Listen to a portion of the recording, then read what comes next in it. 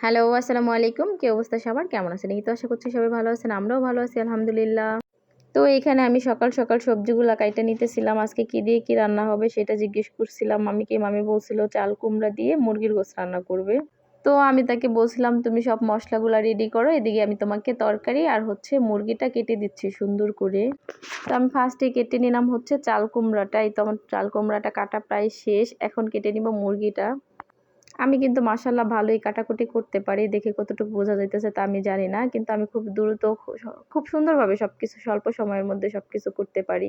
এই তো মুরগিটা কেটে নিব। মুরগিটা অবশ্য বাজার থেকে ছিলে-টিলে তারপর পরিষ্কার করে আনা হইছিল। তো আমি এখানে শুধু পিস, পিস করে নিতেছিলাম সুন্দরভাবে। আর এখানে আমি চাল কুমড়াটা আর মুরগিটা সুন্দরভাবে কেটে ধুয়ে একবারে রেডি করে দিলাম মামিকে। মামি এখন শুধু রান্না করবে। আর মামির নাকি অনেক খেতে ইচ্ছে করছিল মুরগির গোশত দিয়ে চাল কুমড়া দিয়ে। এই খাবারটা কিন্তু আসলেই অনেক মজা। গরুর গোশত অথবা মুরগির গোশত সবকিছু দিয়ে চাল কুমড়াটা